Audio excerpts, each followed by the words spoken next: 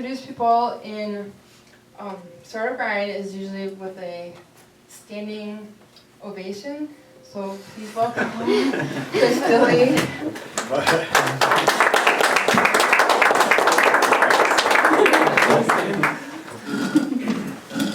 Now you feel really special, right? I definitely feel special.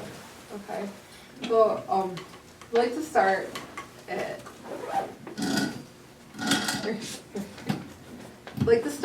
the beginning. So as far as like not even related to People's Food Co-op, but related to, just to find out more about Chris. So like where you grew up, or just like how, like the earlier years, like. The earlier years, okay, cool. I grew up in New England, Connecticut, New Hampshire mainly, and moved around quite a bit. My dad worked for large businesses, so we moved around quite a bit. I spent what I think of as the coming into myself time in Connecticut until I was about 13, and then we moved to Virginia and then to northern Michigan. It was kind of a blur there, where it was only a couple of years here and there, and then so that's how I made it to Michigan, was via Virginia. And that moving around, I think definitely has definitely been become part of me. I've stayed in Kalamazoo now though for 23 years. I made it to Kalamazoo in 1993, and I love it here. How did you end up in Kalamazoo? Right, so I went to Michigan State University and studied anthropology with a focus on China studies of Chinese language, and moved to China. But before I moved to China, I came to Kalamazoo for 9 months, and that's when I moved to Kalamazoo. And then ever since when I came back from China, I moved there and lived there several times. I kept coming back to Kalamazoo. I just had friends there. So. Well, I think I read a little bit about you being in China, but what was it that you did there? Like, what was the interest in being there? Well, my interest originally was in linguistics and culture and language, and how culture influences language and language influences culture. Something called the Sapir-Whorf hypothesis, which has totally been debunked, but really captured my imagination of how language and culture are intertwined and can really co-create each other in some sense. That was what interested me, so I moved to China after I graduated with my anthropology degree, and taught English and Humanities at a university in Beijing, at Tsinghua University. And, did that for a year, came back here for a year to earn money to go back, because the salary wasn't enough for my lifestyle, I guess, and so I had to come back here, earn some more money, and then go back, live for another year, kind of back and forth. And what was the connection, I guess, because you said you went to Michigan State, so what was the connection to Kalamazoo? Even? Oh, I didn't even get to that part of the story. Yeah, so, well, I just had friends here. I went to Michigan State. I graduated from there. I didn't really know where to go. And Kalamazoo, I had friends, very close friends here. And so I came here to just kind of couch surf for 9 months before I moved to China. And okay. I just keep coming back. That's cool. I love Kalamazoo. That's why I keep coming back. So. Look, that's great. We're in Kalamazoo, so I guess that's great.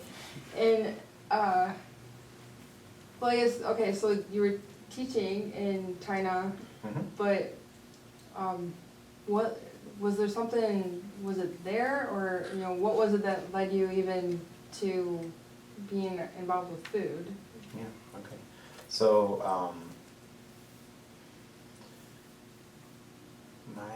I think my connection to China was almost all from the very beginning about food, even though the language was and still is very interesting to me.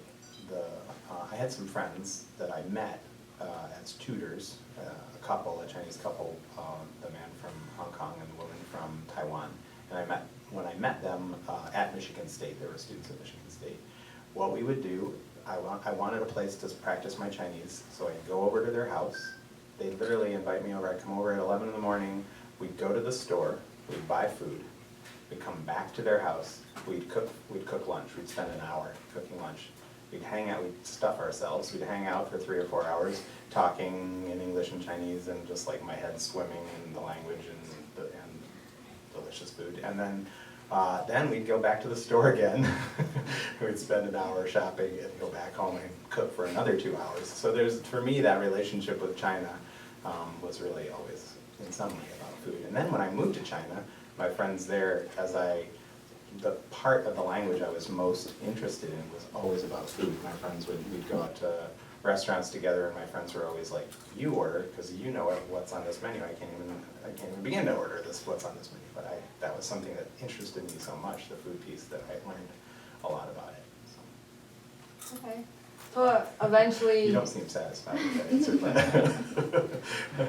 I'm okay. Okay. I just thought maybe there was more, but. I'm trying. But I mean, it's your story. Yeah, so. sure.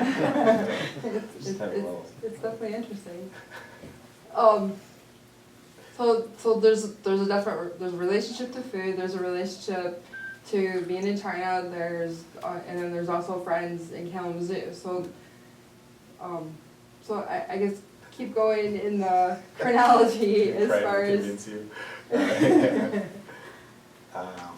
Well, the chronology then, I moved back to Kalamazoo and just trying to figure out what was next for me for a while. I worked as a graphic designer, I worked as doing in-home care for adults with disabilities, and got involved as a volunteer with the co-op. One of my friends that I moved here to live with had worked at the food co-op, so I kind of got interested there. I always have had a very strong tie to environmentalism, so for me that's what the co-op was about. It was like, okay, there's an environmentalist element to food, and that makes me excited. The thought of like how we eat, it's something that we do every day so many times, and we're so involved in it, can impact the planet in a good way or in a good way. So that's really what kind of excited me about the co-op. And obviously I already had this kind of love of food that I was cultivating anyway, so cooking, having a store that I felt good about the product choices, and it was all, basic whole foods that I could then take home and cook, which I love to do. So, and at this point, like, what would the co-op even look like? And it wasn't where it is now. So Right. where was it, and kind of like how are the interactions at that point? That was in 1993 when I first got to know PFC, and it was it was downtown on the corner of Cedar and Burdick, on the same block as the State Theater, but at the other end of the block. We had a mural that's still there, actually, of a pumpkin patch with different folks hanging out in the pumpkin patch. And it was small. I mean, I think our store now is small, but this was very small. This was probably twice the size of this room, was our store then. And 2 aisles. You couldn't pass people in the aisle without accidentally bumping into each other, or intentionally, I guess. But and when I first started working there and started, so I was on the board for a while and volunteering and things like that, and I got interested and more interested in it as I was doing other jobs. The opportunities, after I left the board, the opportunity arose to have, the manager at the time was moving on. And so I was curious about that. I was approached, would you consider applying for this position? And so I started thinking about it and thought, I'm really excited about food and the environment. And at that same time as I was on the board of PFC, I was also helping to found Fair Food Matters, which is a nonprofit in town that does education about local food and food systems, and I'm just getting really excited about how food fits together into community and into the environment, and more into social fabric, and yeah. So it was I think the story kind of swirls because it was a swirling time. I was doing graphic design and starting a nonprofit and on the board of the food co-op. It was like I didn't know what I was doing exactly. I don't know if I do now though. I know the feeling. I think probably a lot of us understand that, but yeah, see nods. Okay, so you're volunteering and, yeah, that's a good picture of. Oh, yeah, the store itself, is that what you're Yeah. doing? Yeah. It's, Yeah. I mean, 2 aisles, and Yeah. there was a little bit of bulk food here, and then a little bit over here, and then a lot more back there. There was some produce, mostly produce was all in the same place, because you need one specific place for that, but I just mean to say, things were kind of chaotic, and Yeah. it was cool, though, it was cool, it was quaint that way. It was, and other than like the Fair Food Matters, there wasn't really a lot of other Right. examples of Right. what was going on. And what year would this have been? So it was, well, 93 when I got involved, but then it was, yeah, more in the Fair Food Matters time was 1999, 2000. So I started on the board in 98, in volunteering, and then founded Fair Food Matters in 2000. I think we started in 1999. And that was interesting because it was, the food co-op had this mission to both be a store and educate. And we were struggling to stay open just being a store. I mean, just to keep the store open, and it felt like the education mission just kept getting either going by the wayside or distracting so much that it further challenged the store. And we just risked not being in business anymore. We had a couple of very close calls in the mid to late 90s where we, you know, or if you look back in the Gazette, there were multiple stories about the co-op being this close to closing, and so a woman named Sue St. Ange, when I was on the board, came to the rescue of the PFC. She'd come from a restaurant background and came and really brought more of a business approach to the business, and she did a great job of shoring it up and building cash and keeping us from going down the tubes.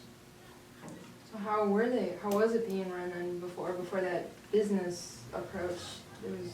Well, it was, I mean, I don't want to detract from any of the ways that it has been run. I mean, there are really great people stewarding all the time, and the needs were changing.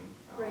Right, and so it had been run the way it needed to, which was some farmers showed up sometimes and brought some food, and we did have distributors that we worked with, you know, so there were some systems in place for that kind of thing, but it was more put piecemeal together, and, you know, kind of pretty reactive, like, oh, you're asking for, you know, whole wheat elbows, we'll get some on the shelf, you know, and so there could be a lot more like kind of flow, I guess. Yeah. And so Sue, I think, just identified that that's, you know, that's exhausting and not always sustainable. So she was able to build some cash and Yeah. stay No, balanced. Yeah. I think that's cool. Yeah. But I ask because I think it obviously she helped, and there's been a lot of changes since then, but even if we're still, okay, so at the point that you accepted being general manager, Yeah. what was, that was passed, like when Sue had Yes, helped? And she had so- stabilized the business at Yeah, that point. so how was, what was the, what was PFC like at that point? Yeah. Well, I think it was pretty insular, as a club. It really felt like a club. There were people who felt comfortable coming there and shopping, and then, you know, maybe a lot of people just walked by not sure what it was. When you're in the store, that's what I was describing before, kind of like a funky mix of like a bunch of products that went together in some ways, but weren't always together on the shelf with their, like, you know, I think, maybe I'm old fashioned this way, but like mustard and ketchup should just be like close to each other on the shelf. And we didn't do that, and that's okay, but we just started, so we started doing it. And so we had some, so part of the way that we subsisted for so long is that we had shelving from other stores or restaurants or things that had closed, and so we'd inherit the shelving, and that became the shelving, and so you have this infrastructure that's like cobbled together and morphing all the time, and we were just like doing awesome creative, our best job of like showing up and opening a grocery store every morning with like, well, there's a new shelf, okay, well, let's put the baked beans on that one, you know, and it was awesome. And so one of the things that I did when I started was, well, one, we didn't have a lot of product on the shelf. We were like, we'd gotten into a mentality in a way of like really retaining cash and weren't spending it on product. And so our shelves were pretty empty, or felt pretty empty, I think. And so Sue had done a great job of building cash, and when I started that, I had $28,000 in the bank, which for me at that point and now is still a lot of money in the bank. So so I was like, we got money. I don't know any better. So we got money. I'm going to go buy some product and put it on the shelves. And, which I did. I spent $12,000 of that $28,000 right away.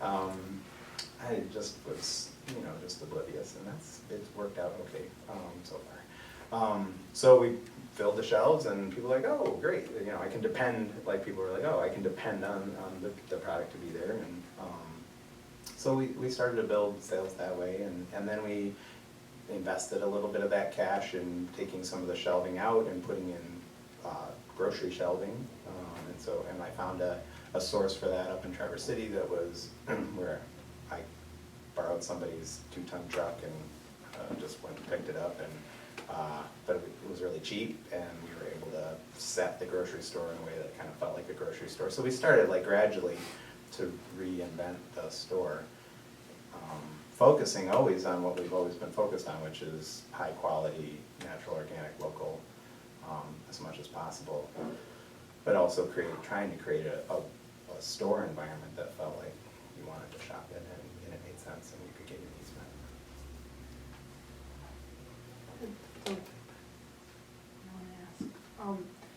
So I know that PFC is a cooperative, so how does that even fit into what you're talking about? Because you had volunteered, so obviously, there's volunteering involved, but and there's employees, but what is the cooperative part of it? Yeah, well, so we're a consumer cooperative, so there are various types. There's consumer cooperatives, there's worker-owned cooperatives, and then there's producer, usually some blend of like a marketing or producer co-op where the folks who are making a product cooperate together to market it, or, like a grain elevator is one of those where farmers are producers. They bring the product, the corn that they've grown, all to the same elevator, and then it's the elevator's job the co-op's job to market that and get the best price they can. So that's different types of co-ops.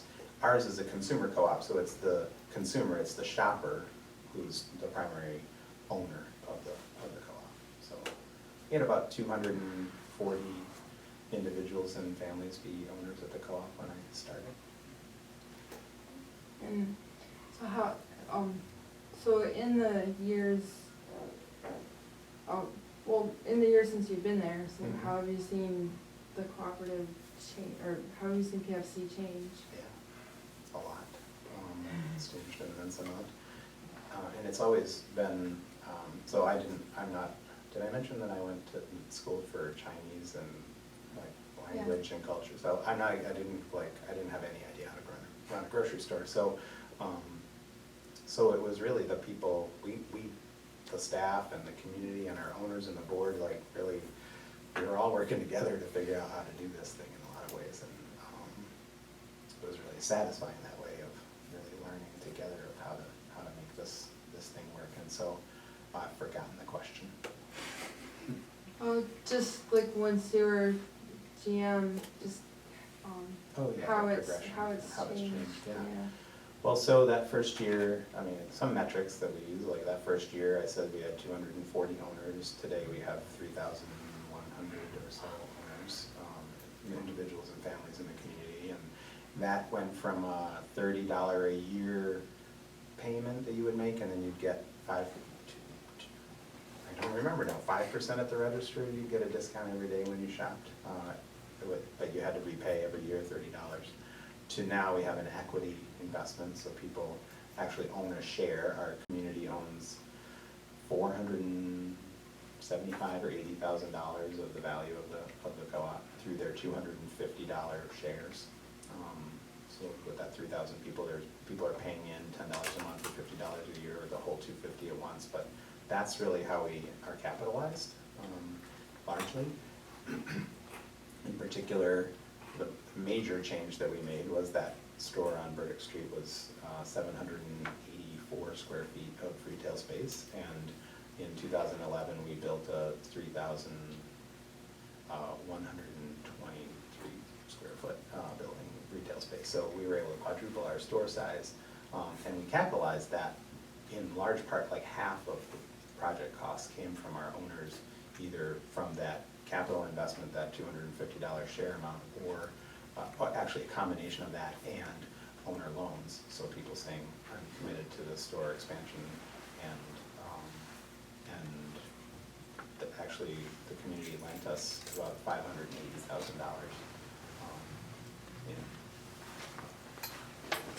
to be able to execute that expansion.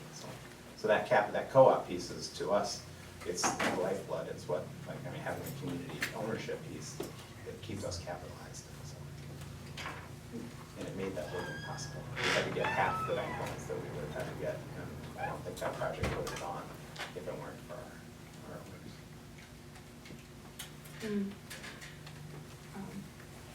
I have one other metric too. Sure. Sales. Yeah, go. So the first year that I started, we got $394,000 in sales, and then in 2014 was our peak sales so far, and that was $3.6 million in sales. So quite a bit of growth, almost nearly 10 times in 12 years, 11 years. How do you see? How do you personally envision like your role and maybe even the role of PFC, but maybe like how you're directing it? Wow. How do I envision that? I feel it's changing all the time. It's just a or maybe another way to say it is like, what's the direction? I mean, because what's the direction even beyond those metrics that you see it going? Yeah. Okay. Thanks. So we are, as a cooperative, our structure is that the 3,100 owners, individuals and families, vote for a board of directors from among themselves, and that board of directors of lay people. It's not grocery store experts. It's our community saying, this is important to me. I'll help guide it. Those 9 folks' job, they have 3 primary jobs. One is to hire and hold accountable the person in my role. The second job is to direct have some fiduciary oversight and responsibility using policies largely, to make sure that we're not breaking the law, not evading our taxes or anything like that. And then their big job is to create our ends statement, like means and ends. I'm in charge of means, they're in charge of ends. And their job is to say, the North Star, like, where are we going? And so the answer to like, where are we going, is that we exist to create access for all to food that's healthy for people, healthy for land, and healthy for the economy. And there's genius in having that really clear mandate of, like, that's where we're going.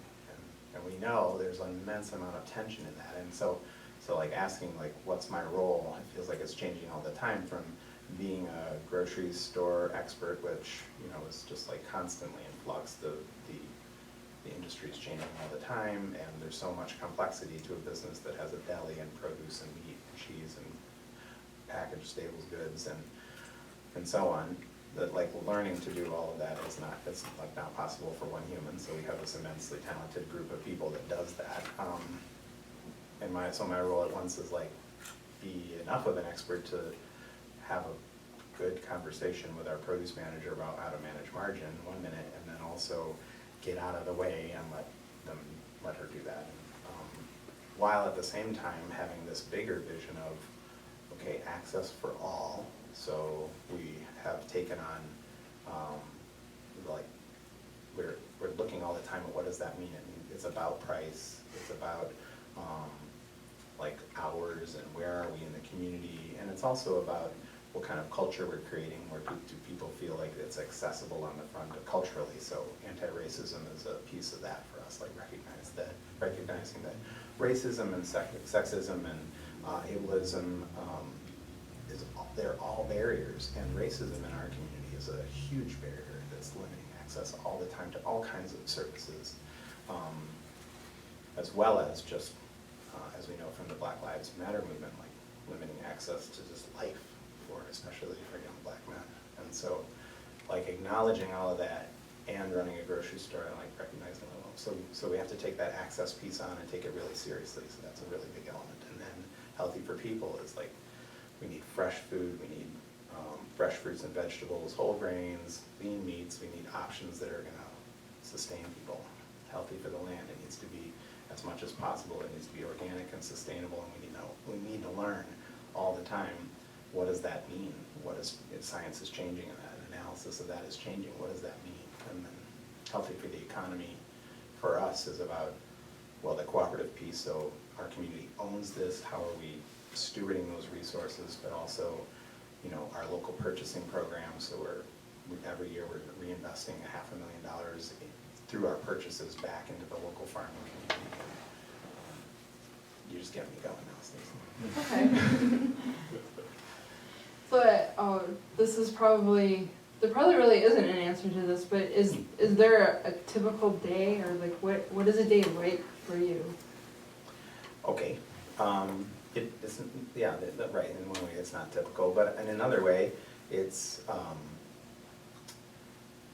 getting to work and walking the store, seeing how the store experience looks and feels, training myself to see it through a customer's eyes and not my everyday looking at the same things or seeing the same thing that didn't happen or whatever. It's like, what does it look like? What does it feel like? Somebody's gonna walk in, never been here before.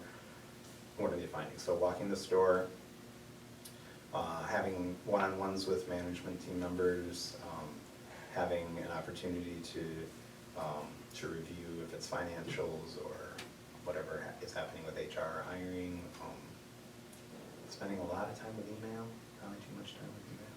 It's a lot of email. Yeah. But, so working closely with everybody. We also, 4 years ago, as recognizing that farmers markets are a big piece of access in our community, took on management of the Kalamazoo Farmers Market through an RFP process with the city.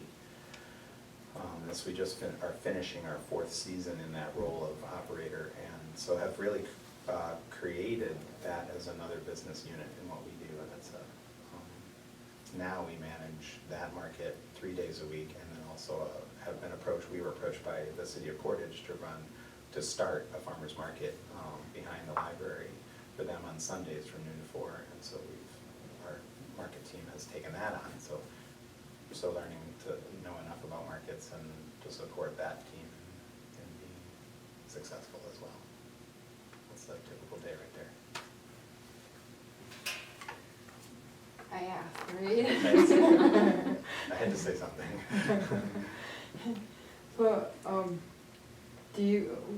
what do you see as, you answered some of this already, but what do you see as something that is missing in Kalamazoo? And it might not even be just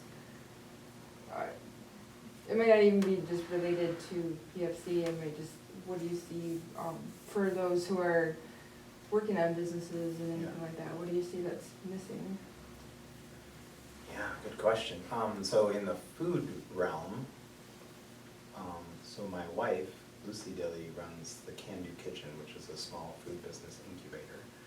So she and her board and staff member help together support startup food businesses. So that's the startup piece, and I think they do a great job right now. They're doing they support about 18 different small businesses that way. And then people graduate and move on to other kitchens. So what they do is provide a kitchen space, a certified kitchen space, as well as the expertise and access to resources related to brand development and financial planning and business planning and recipe development and sourcing ingredients, all that stuff that you need to start a business. So that's not missing because it's happening. But what's missing is this sort of like next step. So Can Do Kitchen is effective at helping people start businesses and get them to, say a $50,000 a year revenue potentially, I think. What we know from at least the way that the world operates now is that it's not until you're about $500,000 in revenue that a business, food business in particular, that's what I know more about, is going to be more sustainable. So that gap, what we're missing is a way to support people in scaling their businesses up through that gap more successfully. So is it more of a knowledge, or is it like having those mentors available, or actually having Capital. The capital? Okay, so the capital, so like they get to a certain point, and in order to grow, they need more money to expand or something like that. Yep, yeah, and understanding, there's something about technical knowledge as well, about what are my options to scale this product that I've been making a certain way, if it's a small batch product, retain the quality, but be able to make it on a large enough scale where I can pack it and ship it and tap into the distribution resources are there. It's just the volume, being able to produce at a volume at a cost that then becomes accessible.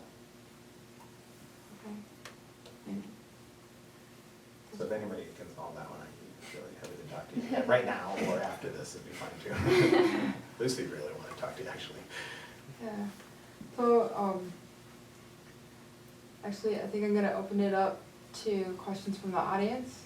All right, I probably still have more, but I'll take a break from being the one speaking and ask if anyone out in the audience has a question. So, Actually, oh, okay. wait. Okay.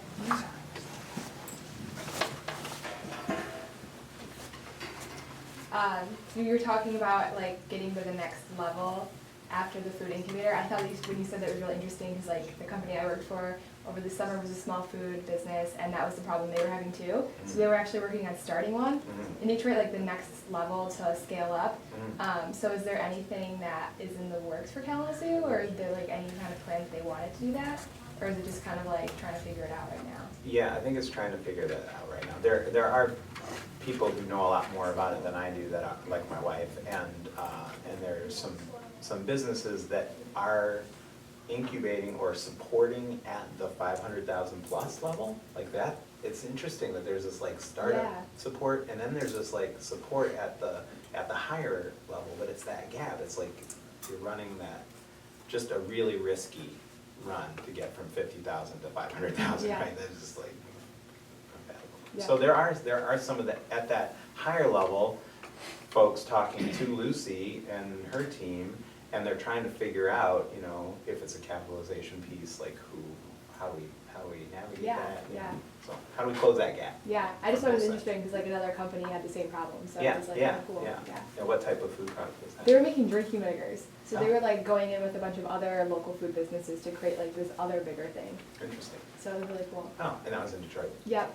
What was the name of the collective? Well, it was supposed to be called Detroit Feast, but like there was a lot of issues that was going on, like building permits and all that kind of stuff, so it kind of got held up, but hopefully soon there's something. Okay, cool.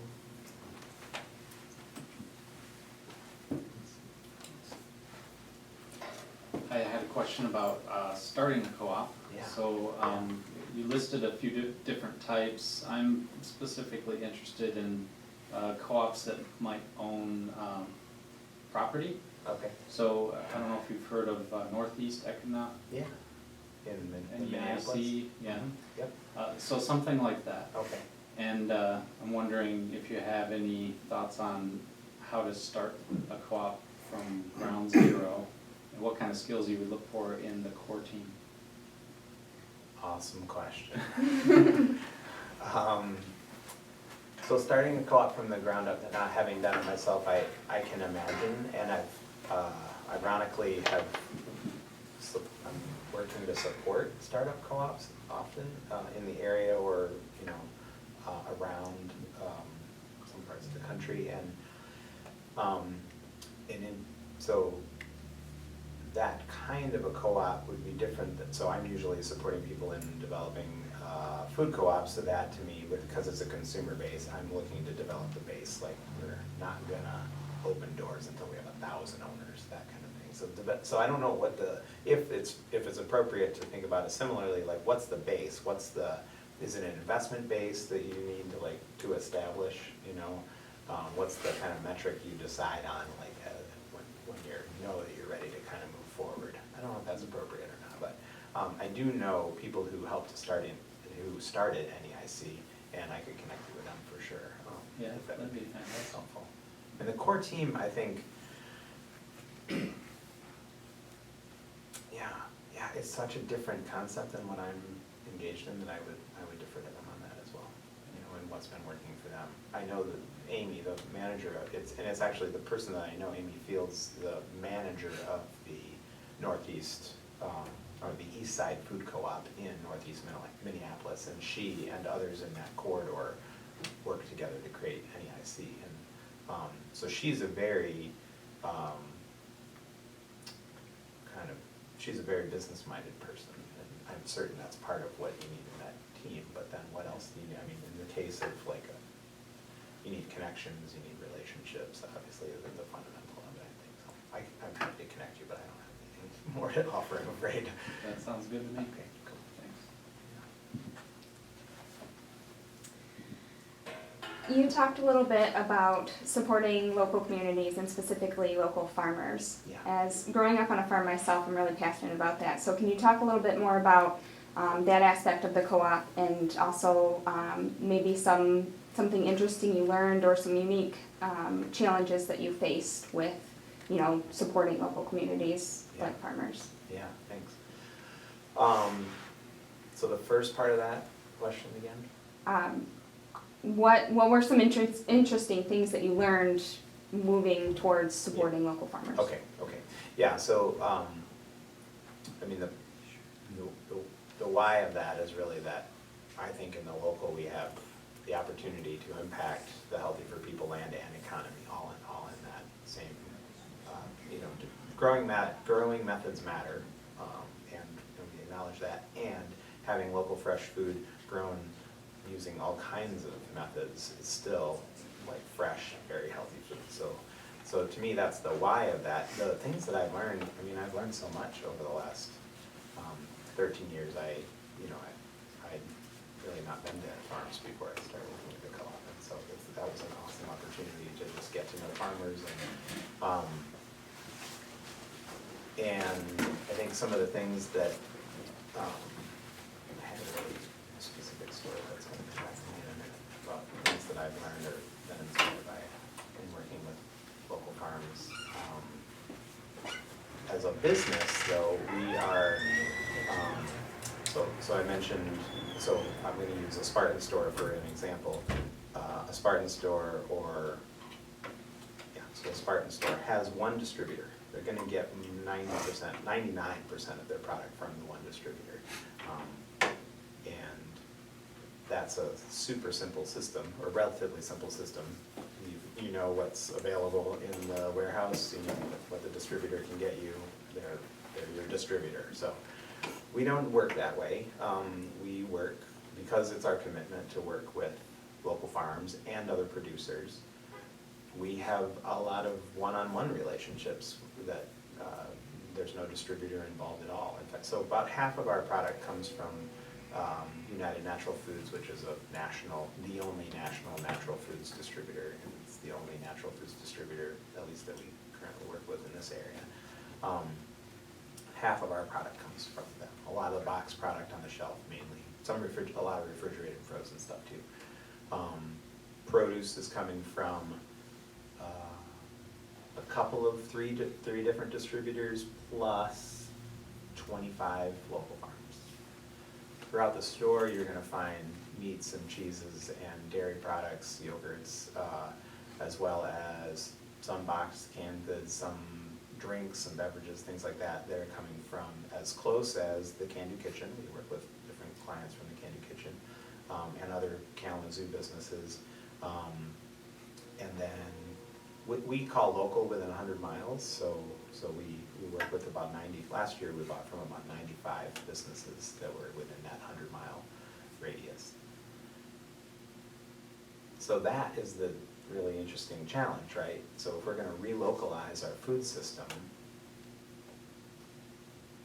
how do we make that, how do we systematize that kind of network in a way that's financially affordable and sustainable for the farmer and for the consumer? So we're doing it, at least it's, we get a lot of feedback that prices, are high, and they are high on organic, they are high. And that's whether you go to us or Meyer or Earth Fare or wherever you go, like, prices on organics higher than non-organic, so.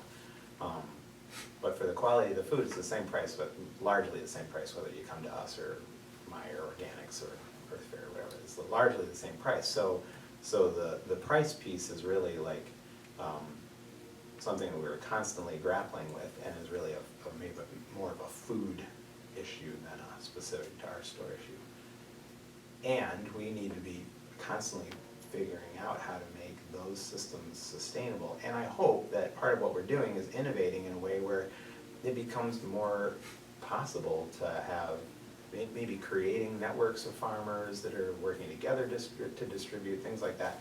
I don't know what those innovations are yet, but ways that we have to keep innovating to be able to arrive at a place where the systems are in place and it works, to work with local farms and get that to local folks and still have it be affordable. Awesome, thanks. Anyone else have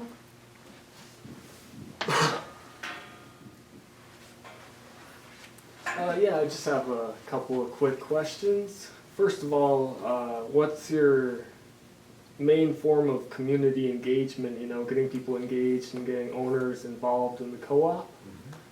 And also, there's been a big movement recently, against the commercialization and mass production of food towards like a real food solution. And I'm sure, how has that affected the rise of the PFC over the past decade or so? Yeah, thanks. So that first question, or that second question I'll answer first, because for 20 years now, organic has had double-digit growth as an industry.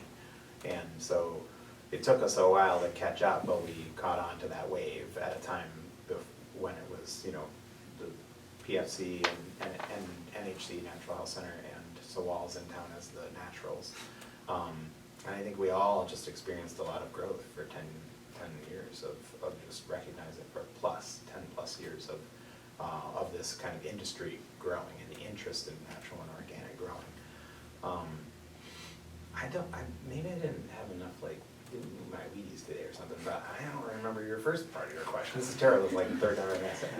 What was the first question? It's just, how do you guys get the community engaged? Yeah, community engagement, love it. Okay, so couple of ways that we do that.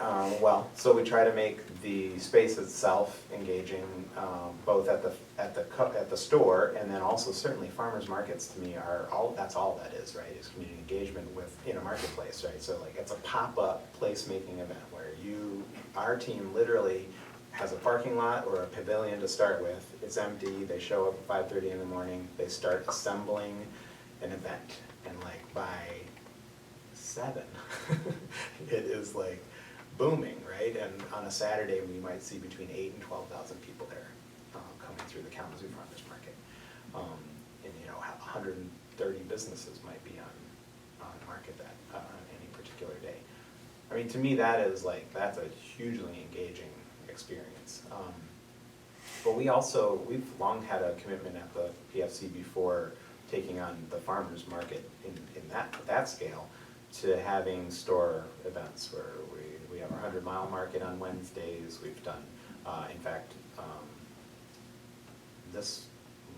last night was on our last 100-mile market, and we had a $4 spaghetti dinner on the bar, and we had market vendors outside, and we had music outside until it torrentially downpoured, and then the music came in the building, and then we at the front, you walk in, and instead of carts in the cart corral, you have musicians hanging out, and And it just feels great to be in a place where it's like, it feels real. It feels like you're not grocery shopping, you're like engaging in the community. So that's kind of the goal, is like in that space, even every day, let's try to figure out ways to make that space feel real. Awesome. Any question? Sure. You mentioned before about education, how you're trying to run, I think that before you were. Yeah, we have As to a kind of manager. detangle them. Yeah, so, what exactly were you trying to educate on? Yeah. I think largely the mission, in a sense, or the vision, or the ends of our co-op is like, what about food makes it healthy for people, healthy for land, healthy for the economy? What are the choices we might make every day? Like, there was a lot of education about GMOs and organic and that stuff when it was kind of newish, and now for us that's about, I think a large hurdle often is cooking, like skills and, and confidence in cooking, and so that's, we do cooking classes every month. I think we do a lot less of the education internally now. And is that just because society has learned about GMOs and that sort of thing, so you don't have to educate anymore? Or is it, are we back to the same original problem? I think maybe we're back to the same original problem of like, it would be great to be doing more of that education. Okay. And time and energy. I see. Yeah. And I think we're not, like,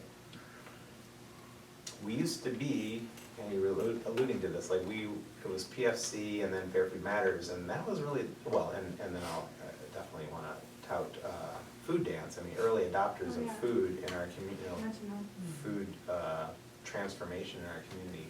But that was, we were the ones kind of like trying to elevate that. And now there's so much interest and there's so much knowledge. Like, I wouldn't pretend that the PFC has the corner on the market of like nutrition education or even agricultural practices. Definitely not. I mean, KVCC now with their Food Innovation Center and their whole culinary program is this immense amount of energy and momentum and excitement and knowledge around this.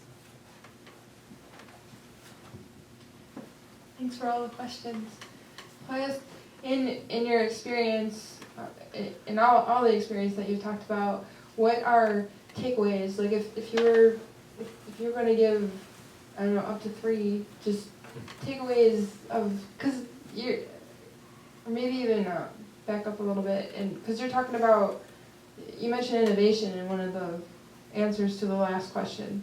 So I mean, PFC is not a startup. So I guess, what do you mean by that? That's and maybe the big elephant in the room, right? Is I'm actually an entrepreneur, right? That's the right.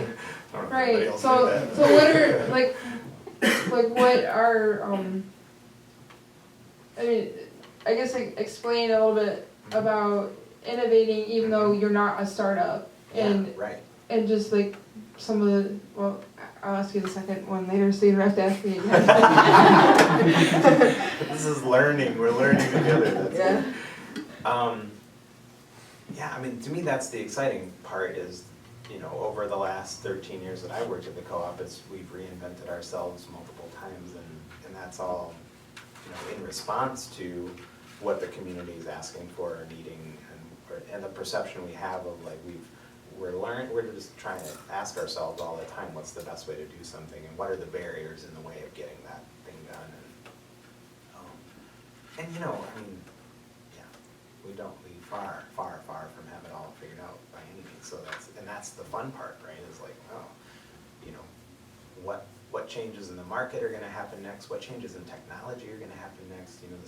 I'm really interested right now in this idea of food as a service. So we got the Blue Apron, the mail service, the CSA is another kind of food as a service. All kinds of different ways in which technology and the way that society is moving and trending is changing what people want and need from a food experience. It's no longer just like, it's like it used to be, you went to the grocery store every 2 weeks. This is where my family did. 2 weeks, you stock up, you get everything, and then you go in another 2 weeks, and in between, you're just doing everything else at home or stopping for a gallon of milk on the way home from work. That is not how we eat now, right? I mean, a lot of people, like millennials, I mean, especially, definitely, y'all are, you know, I don't know why I shouldn't speak to you about millennials, but anyway, like, we're doing multiple trips a day, you know, I mean, a lot of our shoppers are shopping multiple times a day, and or shopping really focused on fresh, so it's changing so much. So the innovation piece is looking at that and trying to understand what the next steps are and the trends are, and be ready to do that. Like, is there an online need? Is there for what we do? Is it a recipe? Is it is it about recipes and cooking? Is it about, like, it's just too much work to go shopping? I hate grocery shopping, so I just want to be able to order it online and have you drone it to me or whatever. That's a verb, right? Well, it's because a lot of times people think that if you're not a startup, then you don't have to innovate because you figured it out, you're making it. So it's like, so what you're saying is that the world changes, so we have to change with it. So, you know, even what we figured out today might not be the answer for tomorrow, or even in 5 minutes. Yeah, right. Yeah, that's what, I mean, I'm noticing that more and more. You know, just when you think you've got it figured out, then the whole thing, you know, again, anything can change, so, yeah. So now that you've been in this role and been involved, and even your experience before PFC, what would you say are takeaways as far as like a major lesson learned that is worth sharing? Well, I mean, one is what we're talking about is just don't get complacent. You know, I don't think that you got it all, that it's all sorted out. And, you know, I mean, we want to be really, really good at what we do. And so we tend, for us at the story, like and at the markets, we tend to like hone in on like the way we're going to do it.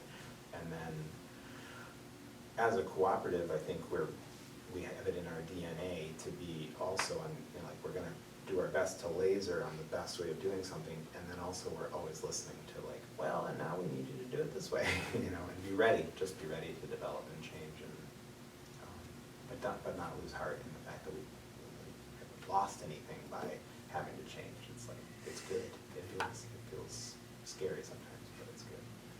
So did you ever think that what you went to school for would equal something like this? No. No. I remember I got the job, went through the interview process, and I think it was actually after my interview for the PFC job. I went walking around, D&W is like my favorite non-PFC grocery store in town, and I went walking around there, and I was like, I'm in this grocery store that I really like, and I was like, what the hell am I doing? I'm gonna run a grocery store? You know, and so even in that moment, I didn't think this is even after I, you know, was like interviewing, I still was like, what am I doing? So no, I didn't see this coming. So anybody else have any more questions? Yeah, I do have one. I'm sorry, my name's Ernie. Hi. Do I have to use that? All right. We all have to Okay. use this. You've mentioned the word grocery store quite a few times. Yeah. I'm just very curious. Yeah. Is PFC a grocery outlet, or are you guys something else? So There's a reason why I'm asking that. I'm sure there is. I'm feeling baited, but I'm one person. So we are in existence to create access to food that's healthy for people and in the economy. We can do. My board has put that out there very explicitly and specifically, not saying PFC exists as a grocery store, right? So no, effectively PFC is not. That's the outlet we know how to do right now, and as well as farmers markets. But our goal is to create access for all the food that's healthy for people and in the economy. If there's a different way of doing that, there's a better way of doing that, then that's our job to do that. We just, right now, that's what we do. So. I see. Okay, so I don't know a whole lot about food cooperatives. Yeah. That's But I do know that food co-ops typically carry a lot of organics, natural products. Yep. And you talked about stocking the shelves. I assume that's basically buying a lot of box products. Yeah, with the competition around, Mhm. with all these big chains, and even Spartans to a degree, I know Meyer certainly has Yeah. has been dangling with the organics and so Oh, forth. yeah.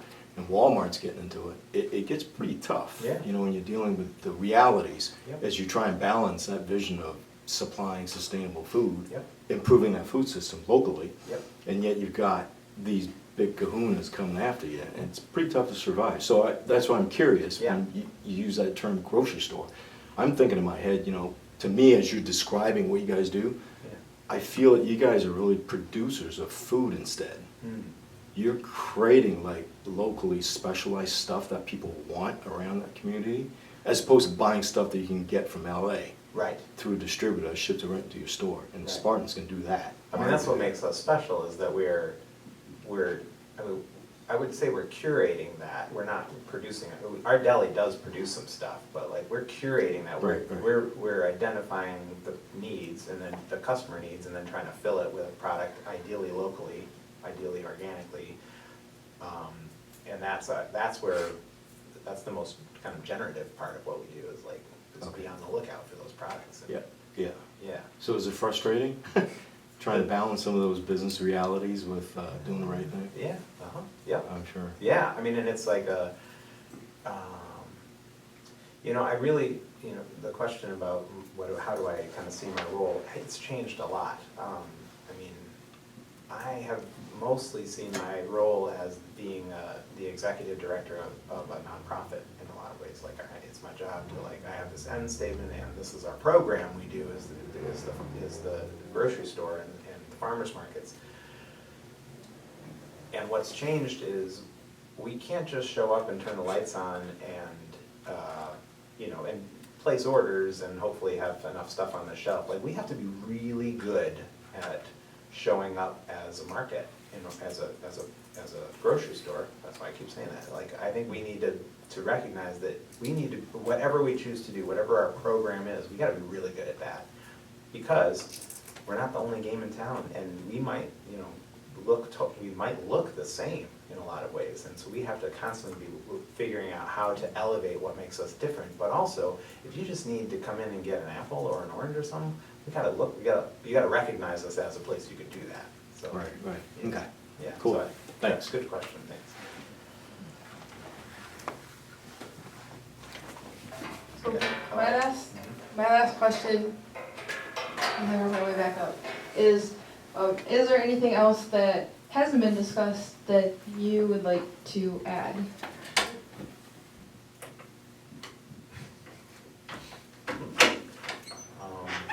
Let's see what.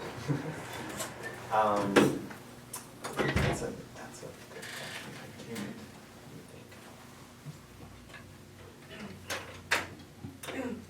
I think things that I'm interested in and excited about are, and we've kind of touched on them, are the how technology and society are changing, how issues, like social issues, impact what we're talking about as far as any business, but as a cooperative, recognizing there's kind of like this broad-based need.